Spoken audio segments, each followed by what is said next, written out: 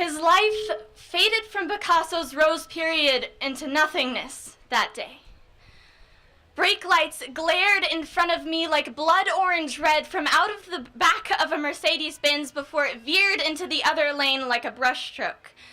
And from out of the black of a still-running car, emergency lights blinked at me like orange staccato paint splatters. I stopped to stare.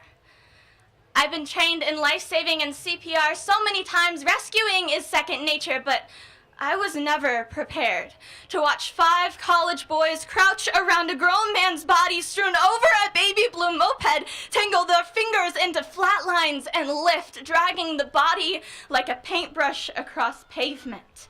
In a rush of adrenaline, my heart in my throat, the scene captured like a snapshot, I threw my car into park in the middle of traffic, shouting, "You don't lift a boy like that! Support his neck with your forearms! Don't let the spine shift! Don't lift a boy like that!"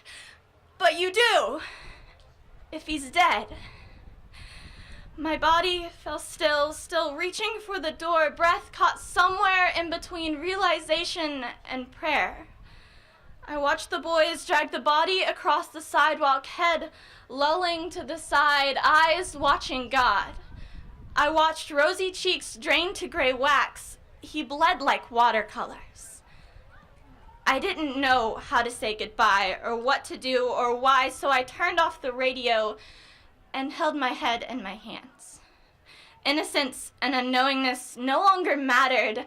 I just watched someone's life drain out of their veins. It must mark some riveting point in my life. Like a gateway has been opened once what has been seen cannot be undone. A gateway to forever or eternity or infinity. But all I was left with was confusion and art.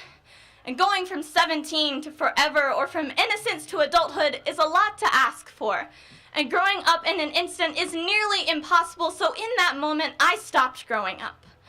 I drove home and took out my crayons and tried to draw this empty feeling inside of me and thought of the day my grandmother died. When I asked if I could go to Kaki's party because I didn't know what a funeral was. And that night, the sunset looked an awful lot like drunken pastels, and I thought that for every one person that dies, 2 are born, and I wouldn't get to know either of them. There are more people buried in this earth than walking on it, and we visit their tombs like art museums.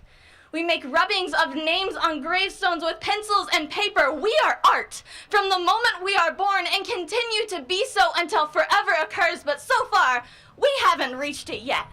So I hope we decorate our souls with Taj Mahals and then open them up so that all can see our beauty. I hope that heaven has canvases to drag fingertips down and ballrooms to twirl in like Degas' ballerinas. The persistence of memory cannot tell you how many breaths you have left, but the way you create your masterpieces can tell you how many breaths you have taken away. He was not the only work of art I'd stumbled upon. He was just the only one I couldn't save.